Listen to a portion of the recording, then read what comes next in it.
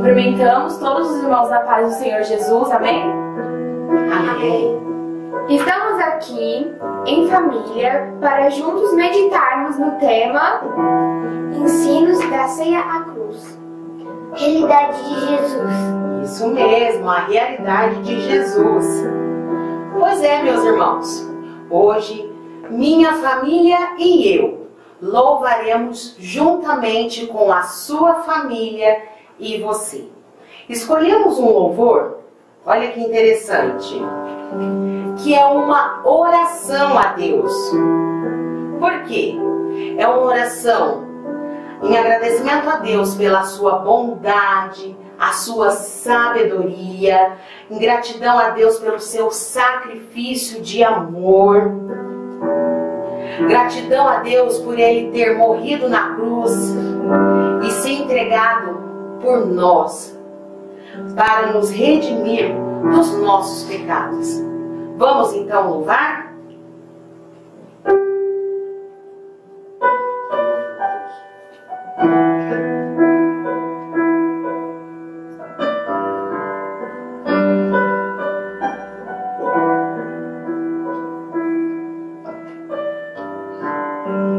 Graças eu te dou, Pai,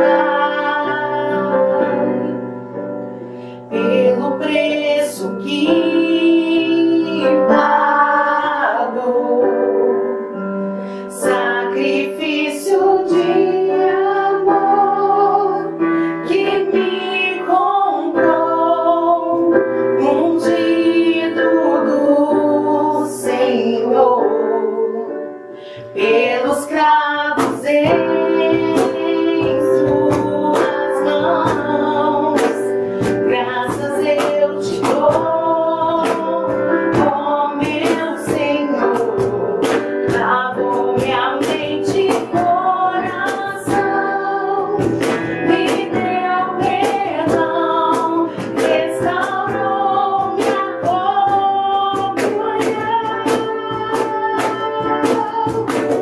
Digno é o Senhor,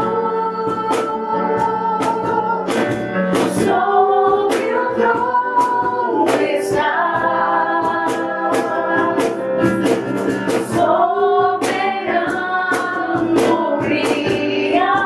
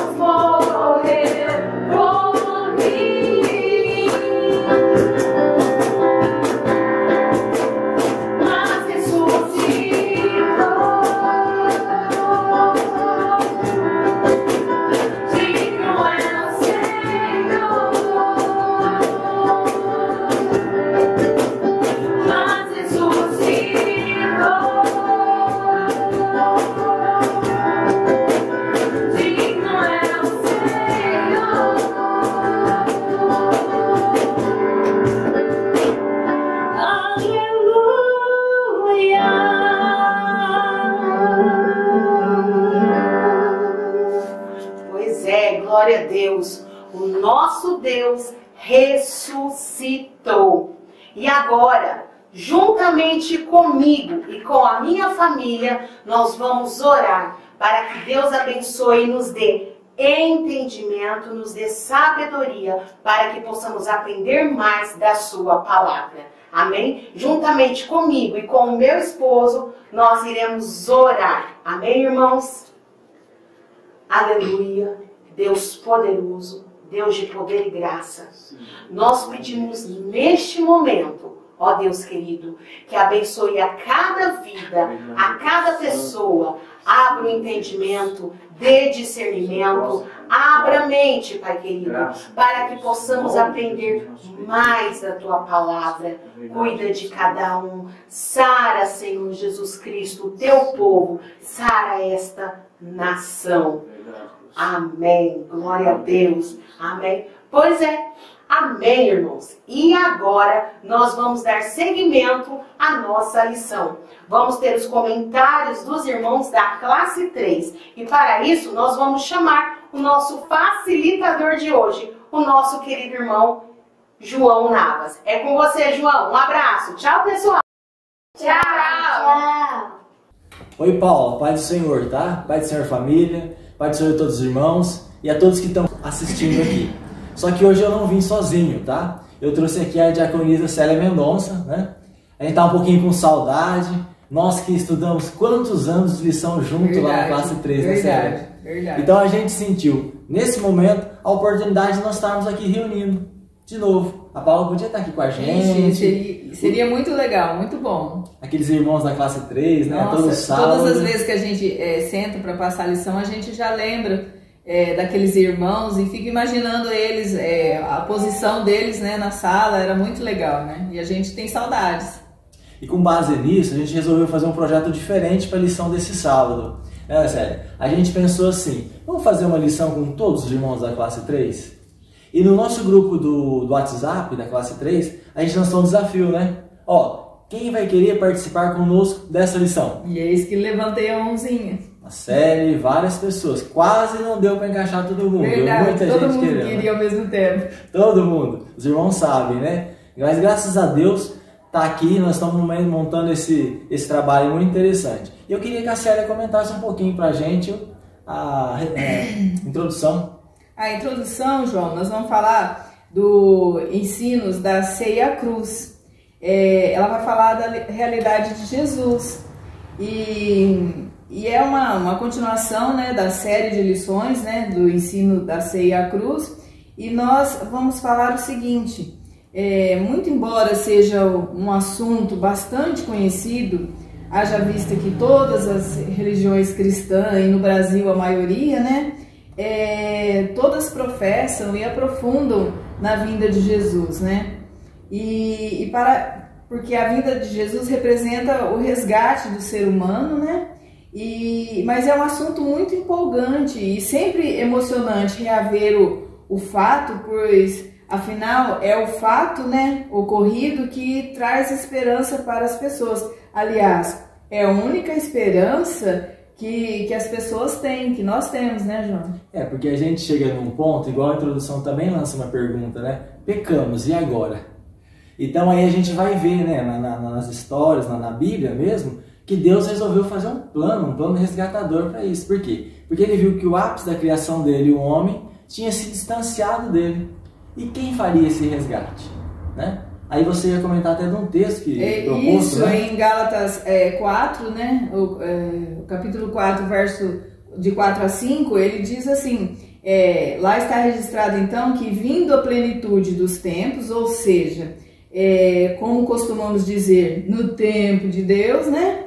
Jesus veio nascido de mulher para resgatar e adotar a todos nós, né? Porque estávamos sem chances de resgate, né? E é interessante que Deus monta esse plano, e vamos pensar nos habitantes da época aqui, né? Que eles tinham todos os indícios de como Jesus ia vir, como ia ser, né? Então eles conseguiam se esperar, a expectativa deles, eles esperavam o Messias, né? E esse Messias quem seria? Não seria nem Deus e não seria o homem, porque Deus viu que não tinha nenhum.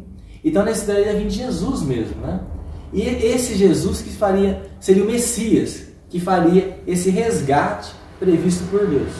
E isso nós vamos começar a estudar um pouquinho na lição de hoje, né? Isso. E eu queria até comentar um fato interessante, que antes da gente começar a montar, o pastor Francisco mandou um áudio pra gente.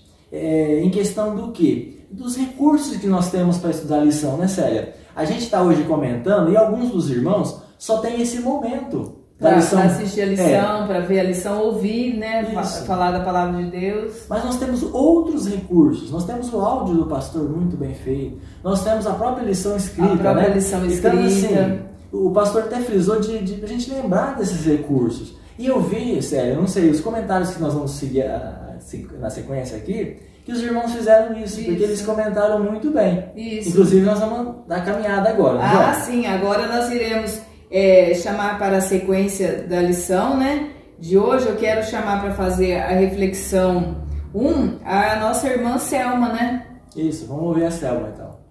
A paz do Senhor, irmãos. Hoje eu venho falar sobre a reflexão. Na reflexão 1, vem nos dizer assim, que Deus nos criou para sermos adorador dele e para vivermos eternamente. Mas nós pecamos e o pecado nos separou de Deus, né? O ser humano pecou e esse pecado nos separou de Deus. Mas Deus, na sua infinita misericórdia e na sua imensa bondade, Ele quis nos preservar, Ele quis preservar a sua criação. Então lá do céu ele olhou, mas ele viu que não tinha nenhum homem capaz de fazer esse sacrifício, de preservar a criação, né? E ele não viu que nenhum homem seria capaz disso, pelo fato de que todos teriam pecado, de que todos estavam em pecado. Mas Deus, de alguma forma, Ele queria nos salvar e Ele queria manter a sua criação. Então, o que Ele fez? Ele nos enviou o seu Filho, né? Ele enviou Jesus em forma de homem, nascido de mulher.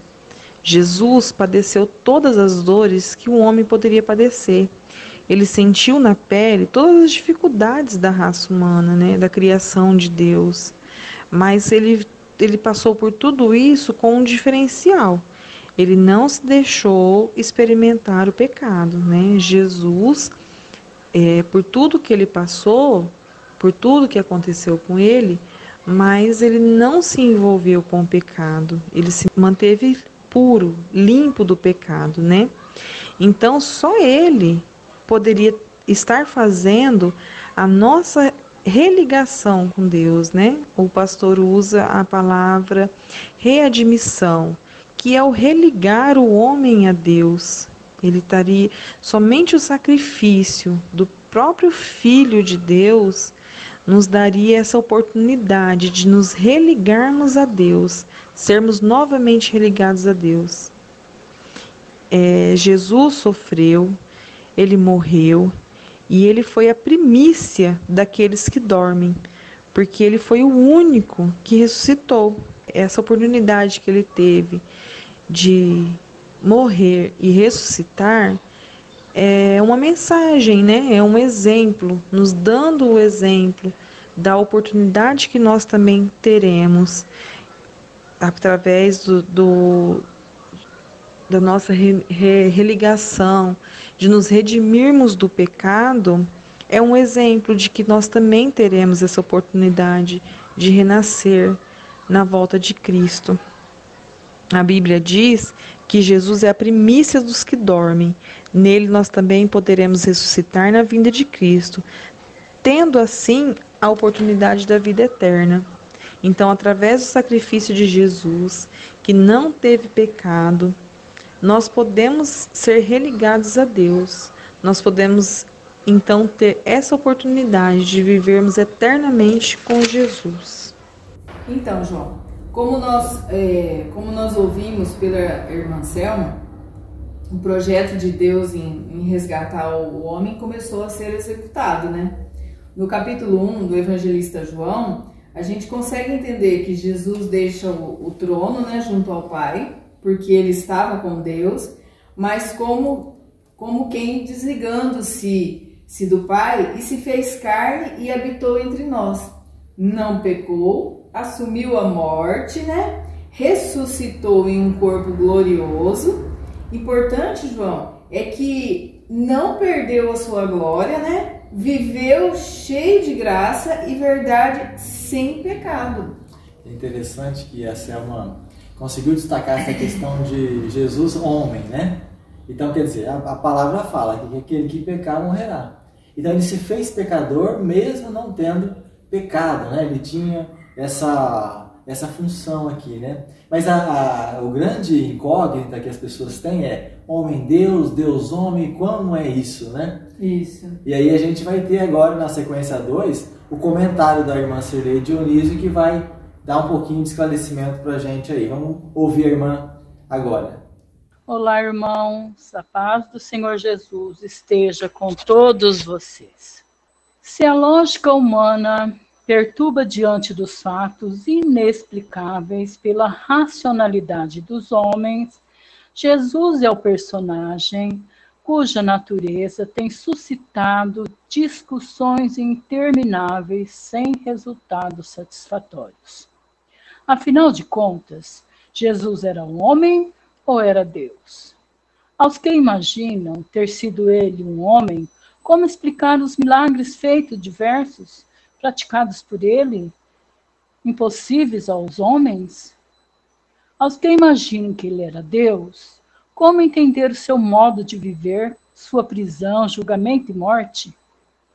Ao escrever Hebreus, de Jesus foi dito que ele viveu à semelhança dos homens, mas sem pecados.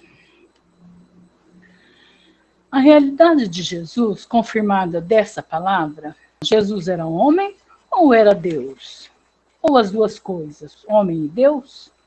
Jesus era um mensageiro prometido por Deus, em forma de homem, para estar em nosso meio, nos ensinando a palavra e adorando a Deus. Pois entre os homens não existe nenhum preparado para nos ensinar a adorar a Deus neste mundo. Jesus é o Messias enviado por Deus para restaurar os filhos de Deus aqui na terra. Pois esse é o motivo da pergunta: Jesus é homem ou Deus? Jesus foi enviado como homem, nasceu de uma mulher, mas para ser um restaurador dos filhos de Deus aqui na terra. Obrigada, irmã Cirlei. Que coisa, hein? Realmente é para pensar. Se era um homem, como pôde fazer tantos milagres? E se era Deus, como se deixou ser tão humilhado pelos homens, né? Foi traição, prisão, surra, apanhou demais, cuspe no rosto. Difícil de entender mesmo, né? Realmente, que projeto é esse? Só pode ser coisa de Deus. A gente começa a pensar assim, né? A gente tira as nossas conclusões. Mas se era Deus, ele não derrubou as muralhas de Jericó? Por que ele não agiu ali? Pois é. E se fosse homem, eu acho que não suportaria. A gente não suporta tanta coisa assim, né? Então a gente vai para os comentários e a gente vai entender o que o pastor vem dizer. Que naquele momento Jesus tinha total e plena cobertura de Deus. Por isso que ele conseguiu suportar toda a sua missão, que qualquer um ser humano não conseguiria, né? E aquilo era necessário que fosse daquele jeito, estava nos planos de Deus. E é interessante que Deus ficou com ele todo o período que ele só tirou um momentinho da presença dele. Quando aquele momento crucial onde Jesus, ele pede: Pai, por que me abandonaste? E daí a pouco ele fala aquelas palavras que para mim eu acho muito fortes, onde ele fala: está consumado. Naquele momento ele garantia a salvação, a reabilitação de todos os seres humanos, né? E a gente, claro, que vai ter um momento de ressurreição que é mais importante ainda. Mas é fantástico esses momentos de entender que Deus estava com ele durante quase todo esse período. E ele suportou isso pela presença de Deus, né, Célia? Isso. E nós vamos continuar estudando, né? E agora nós vamos chamar o João Salvione, o diácono João Salvione, que ele vai falar da reflexão 2. Iremos entender mais um pouco sobre isso. Cumprimento aos irmãos com a paz do Senhor. Embora nascido de mulher, como é próprio de todos os humanos, em seus pouco mais de 33 anos de vida, Jesus exercitou várias prerrogativas exclusivas de Deus. Ele perdoou pecados, aceitou ser adorado, admitiu ser mestre e senhor, admitiu ser o Messias vindo de Deus, anunciado pelos profetas. O texto inspirado o identifica como o grande Deus, mas ele nunca se furtou de se mostrar como homem. A começar por seu nascimento. Ele nasceu como todos nós humanos. Em Lucas 2,7 diz assim: e deu à luz a seu filho primogênito, e envolveu-o em panos e deitou-o numa manjedoura, porque não havia lugar para eles na estalagem. Pensa comigo, irmãos. No recenseamento, o Instituto Brasileiro de Geografia e Estatística, o conhecido IBGE, criou um sistema de medição que abrange 5 níveis sociais na sociedade brasileira. Esses níveis são A, B, C, D e E, sendo o A o padrão mais alto da sociedade, sendo o E o mais inferior em poder aquisitivo. Voltando à reflexão. Irmãos, vamos analisar a forma que Deus usou para enviar seu Filho unigênito para a humanidade. Nós sabemos que Deus, sendo Deus, tinha e tem poder suficiente para que Jesus viesse ao mundo de uma outra forma, ou que nascesse em um outro meio social. Mas ele preferiu que o seu filho fosse gerado no ventre de uma mulher simples e comum, através do Espírito Santo, e que tivesse o nascimento normal diante da humanidade. Isso mostra que Jesus nasceu numa família humilde e sem privilégios, visto que diante da situação do momento nasceu numa manjedoura. Com esse nascimento simples e comum, nasce um bebê incomum. E essa criança incomum seria, foi e sempre será, como nós conhecemos através da palavra de Deus e de nossa fé, o Salvador do mundo. Com o nascimento de Jesus, altera todo o contexto e a história da fé da humanidade. E com toda a simplicidade no nascimento do Filho de Deus, percebemos que Deus não faz acepção de pessoas. Nem importa qual nível social que vivemos. Com o seu nascimento, Jesus trouxe a nós o direito de salvação e vida eterna. Irmãos, não importa qual classe social que vivemos, como mostra o IBGE. Basta seguir e fazermos a vontade de Deus. Amém? João, obrigado da participação, tá? Foi muito boa. O que você achou, Célia? Quer comentar alguma coisa, assim? Pois é uma realidade fantástica essa de Jesus, né? É uma mistura de divindade com humanidade, né? Primeiro vem um bebê, filho de uma mulher simples, que nasce no meio de animais, numa estrebaria. Aí ele é envolvido em panos e deitado ele numa manjedoura, né?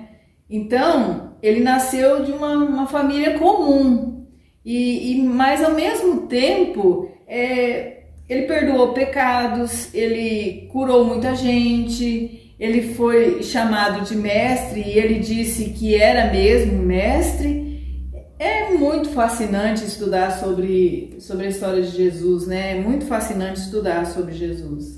E eu estava assim pensando no que a gente já vem estudando aqui da nossa lição, né? Então a Selma trouxe aquele comentário de Jesus como homem. E a gente sabe, porque é peculiar da gente, nós somos homens também, né? Mas o João veio aqui acrescentar mais coisas, né? Então, de repente, eu não vejo um homem aí fazendo milagres.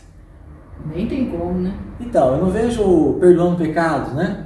Não. Então a gente vê que nesse momento, Jesus usa a prerrogativa, a gente consegue ver que Deus está com ele. Ninguém faz as maravilhas que ele fez, né? É claro que o objetivo dele era maior, era outro, mas nós vemos claramente ali que a mão de Deus era sobre ele. E Deus, o tempo todo, né? O tempo todo. Então, se fez homem, mas o Espírito de Deus, a mão de Deus estava com ele sobre todo o tempo. E tanto é que é os relatos que a gente vê aqui na lição bíblica, né? Então a realidade dele, que é isso que a gente está estudando, não é? Qual é a realidade de Jesus? Então a gente vai vendo aqui, é esse homem todo encoberto pela cobertura de Deus, né? Isso.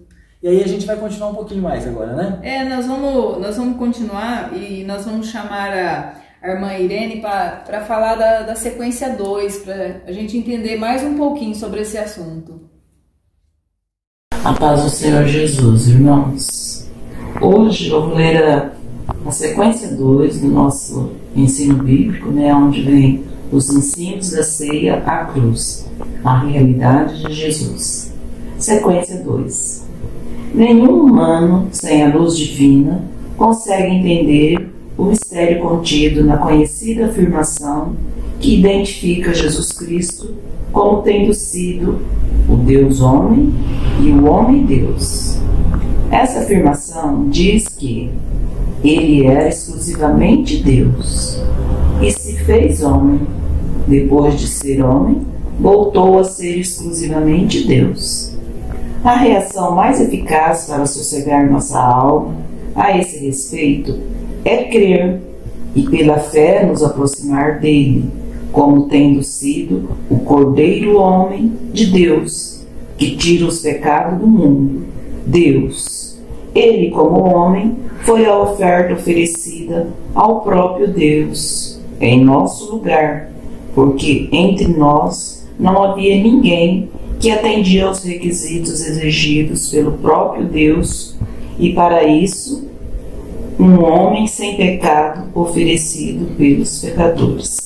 Sabendo que não foi com coisas corruptíveis, como prata ou ouro, que fostes resgatado da vossa maneira de viver, que por tradição recebeste dos vossos pais, mas com o precioso sangue de Cristo, como de um cordeiro imaculado e incontaminável.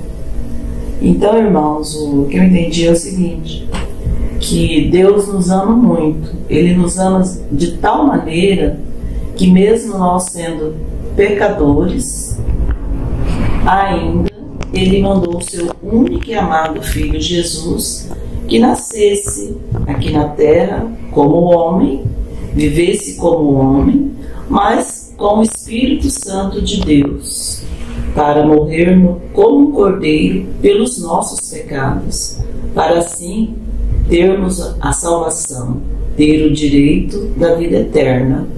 Amém. Obrigada, irmã Irene. Foi muito boa a sua participação. Muito obrigada mesmo. Como ouvimos a irmã Irene falar, apareceu aqui na sequência 2 o termo mistério, ou seja, difícil mesmo de entender, hein? Deus homem ou homem-deus? Só mesmo com a luz divina para a gente entender tudo isso. Olha só, ele era Deus, deixou de ser Deus e veio ser homem, representando um cordeiro que era oferecido para tirar os pecados do mundo. Depois, na verdade, ele é Deus porque tira os pecados do mundo. E nós fomos resgatados não com prata nem ouro, mas com o precioso sangue de Jesus, como um cordeiro imaculado, incontaminado. É ou não é um grande mistério, gente? É interessante, né? Porque você vai pensar assim, é algo que não dá para muito entender, né? Como imaginar que Deus se fez homem e veio morar na terra, né? E a gente vê que lá atrás isso ocorreu muita confusão. A gente não está tratando desse assunto, Célia, mas olha essas confusões que viam. Então, aquelas pessoas que viam os milagres de Jesus, alguns entendiam que ele seria um filho de Deus, com cobertura de Deus. Mas muitos achavam que ele era impostor, queriam matar com ele, né? Então, é uma dificuldade de entender. Mas até hoje, se observar, nós temos as escrituras que facilitam isso. E mesmo assim, ainda as pessoas têm dificuldade, né? Têm dificuldade de entender Jesus homem, Jesus Deus. Tem essa dificuldade, né? Então, aí na lição vem falar um negócio interessante. O que nós precisamos para entender isso com aquela certeza? A luz divina. Isso. A ação do Espírito Santo nas nossas vidas. Assim nós vamos entender isso, né? E frisa um verbo muito interessante na reflexão: crer, entendeu? Crer. Então, a diferencial é crer. Então, a gente não faz muito estudo, as pessoas sabem, elas têm esse conhecimento, mas elas não crêem. Então, o diferencial é isso, é crer, né? Crer que Jesus é esse Messias que veio para nos resgatar, para nos religar a Deus, né? E a gente tem mais um comentário para ouvir ainda, não tem? Reflexão 3. Quem vai fazer pra gente? Isso, a reflexão 3. Nós iremos ouvir um resumo, né, desse misterioso projeto fantástico de Deus, né? Nós iremos ouvir a nossa irmã Márcia Pracone. Dando continuidade ao estudo bíblico, na reflexão 3, vem destacar o Evangelho de João, mais precisamente o capítulo 15.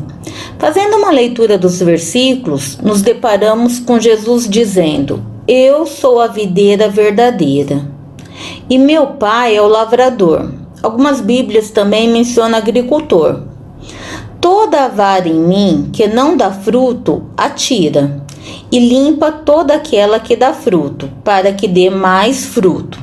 Aqui, Jesus está dizendo: todo ramo que estiver nessa videira, que sou eu, se estiver ligado em mim, se ele estiver permanecendo em mim, ele frutificará.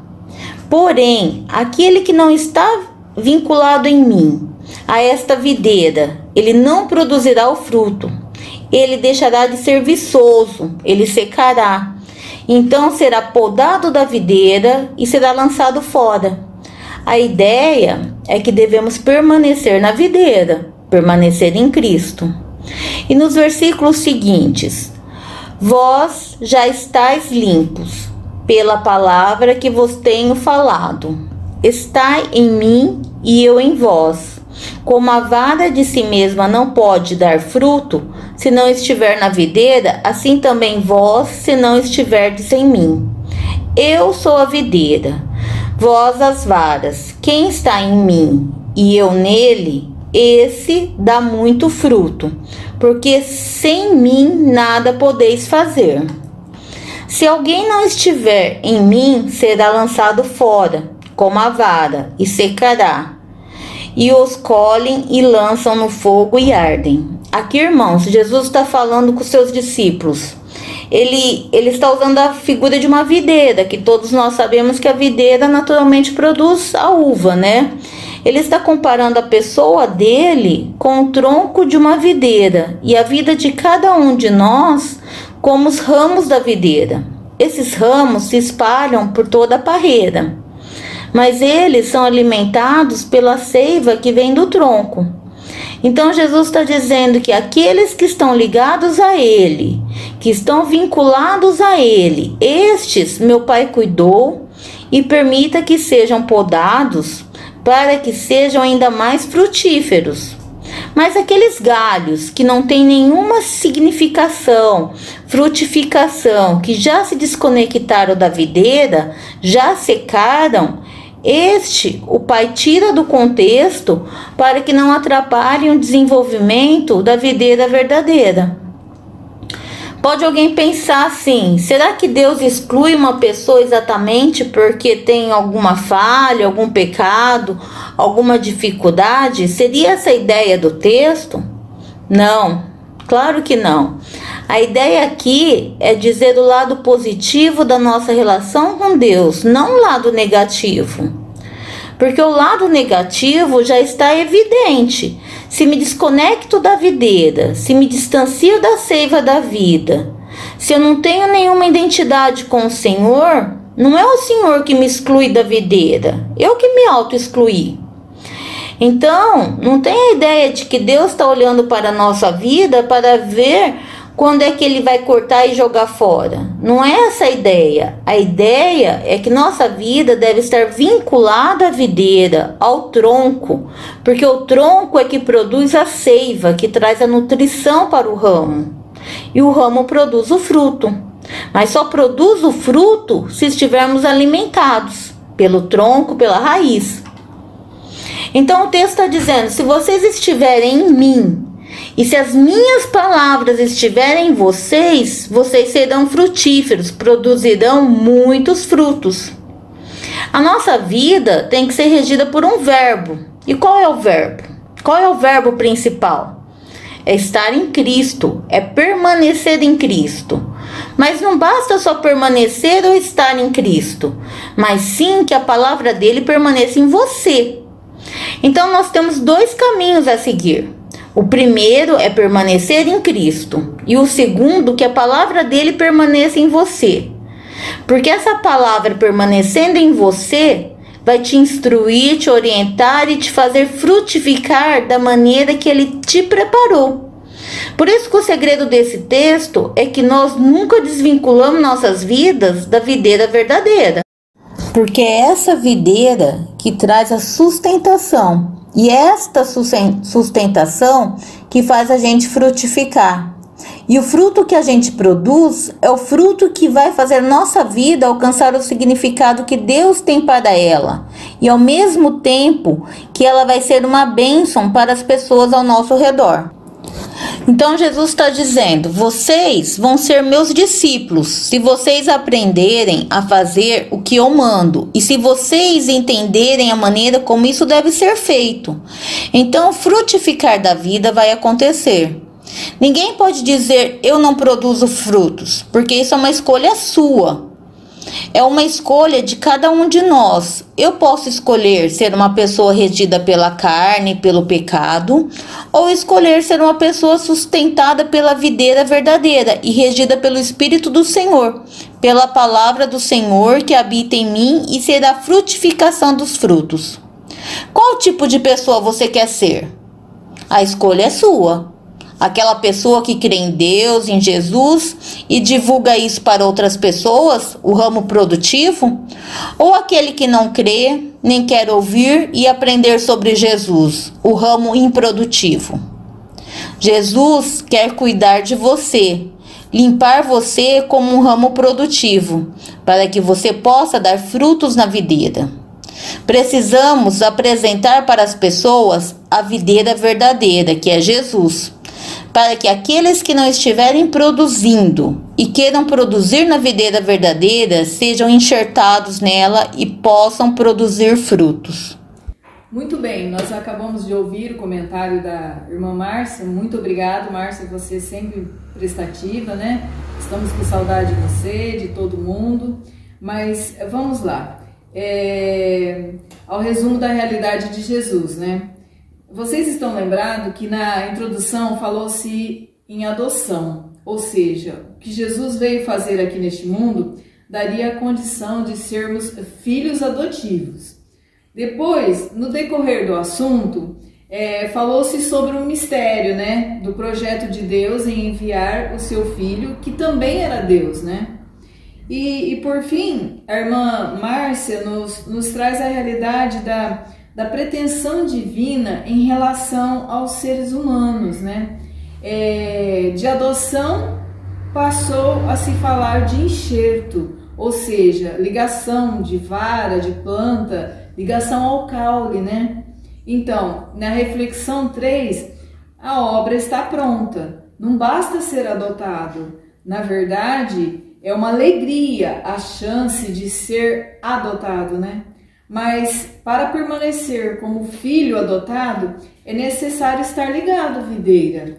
Afinal, somos considerados ramos do caule maior chamado Jesus Cristo. O que você acha, João? É interessante, e a gente já partindo para a conclusão, né? E ainda em cima do comentário dela, que eu achei fantástico, que não é Deus que tira a oportunidade das pessoas de serem salvas. É nós que nos afastamos de Deus, né? Então dá para concluir que, assim, nessa realidade nós estamos estudando Jesus, olha, ele veio, ele se propôs a morrer no nosso lugar e ele fez a parte dele, né, Célia? Ele fez. Então cabe o quê? Cabe a mim, cabe a você, cabe a vocês que estão aí, fazer o quê? A sua parte. Crer, religar a Deus. O caminho está aberto. Crer que Ele é o Salvador do mundo. É isso, não é? Isso. A gente vai agora partir para uma oração. Eu ia pedir para a Célia fazer uma oração pela escola. Isso. Então nós vamos fazer uma breve oração, né? Agradecendo a Deus e pedindo e pedir a Ele que essa palavra possa penetrar nos nossos corações, né? Que nós possamos colocá-la em prática na nossa vida, né? Vamos orar. Você ora aí onde você estiver também, né? Agradeça a Deus por essa oportunidade que você está tendo de ouvir a palavra de Deus, né? E peça a Ele também que o Espírito Santo complete aquilo que nós comentamos, mas que se ficou faltando alguma coisa, né? Peça a Deus também conosco aqui. Senhor, nosso Deus, nosso Pai que está no céu, por mais uma vez somos agradecidos por essa oportunidade que o Senhor nos dá de falar da Tua Palavra, Senhor, de estar aqui comentando sobre a Tua Palavra. É um privilégio, Senhor, comentar, conversar com os irmãos, falar com eles, mesmo estando distante, Senhor. O Senhor visita cada lar, visita cada coração. Senhor, que essa palavra permaneça nos corações das pessoas, ó Pai, que te ouviram, Senhor, que ouviram o recado, ó Pai. Senhor, como nós aprendemos, Jesus fez a parte dele, Senhor, meu Deus. Agora, a decisão está em nossas mãos. Se mantivermos ligados ao caule, Senhor, teremos, Senhor Jesus, a compreensão da Tua Palavra a cada dia. Estaremos juntos, religados, adotados. Seremos filhos, ó Pai. Depende de cada um das pessoas que ouvirem, Senhor, a decisão de estar religados ao caule, ó Pai. Senhor, meu Deus, muito obrigado por essa participação. Muito obrigado por estar aqui, Senhor. Muito obrigado por Tua presença em nossa vida, Senhor. E nós sentirmos que o Teu poder é manifesto sobre cada filho seu, Senhor, e sentimos a Tua presença em nossas vidas a cada dia. Em nome do Teu Filho amado, Jesus Cristo, aquele que morreu na cruz, que deu o Seu sangue para me salvar, para Te salvar, é que nós somos agradecidos, ó Deus. Amém. Amém, irmãos. Então assim nós encerramos a nossa escola bíblica, né? Essa que nós fomos, né? Pela classe 3, eu queria agradecer a Célia de ter participado aqui comigo. Que nada, foi muito bom participar, muito bom estar aqui com vocês, mesmo distante, mas senti que muita gente está do outro lado nos vendo, né? Nos ouvindo, assistindo, aprendendo, né? Com a gente, né? Nós aprendemos bastante com essa lição, né? Muito. E agradecer aos irmãos que participaram conosco e aqueles que por trás das câmeras participaram, né? Quem fez, o presbítero Júlio, que está editando tudo isso, né? E aí a gente já convida desde agora, né, Célia, os irmãos continuarem com a gente mais um pouco, que já vai daqui a pouquinho começar o culto, né? Um bom culto a todos, um feliz sábado. Amém, irmãos. Tchau. Amém. Deus abençoe a todos. Amém.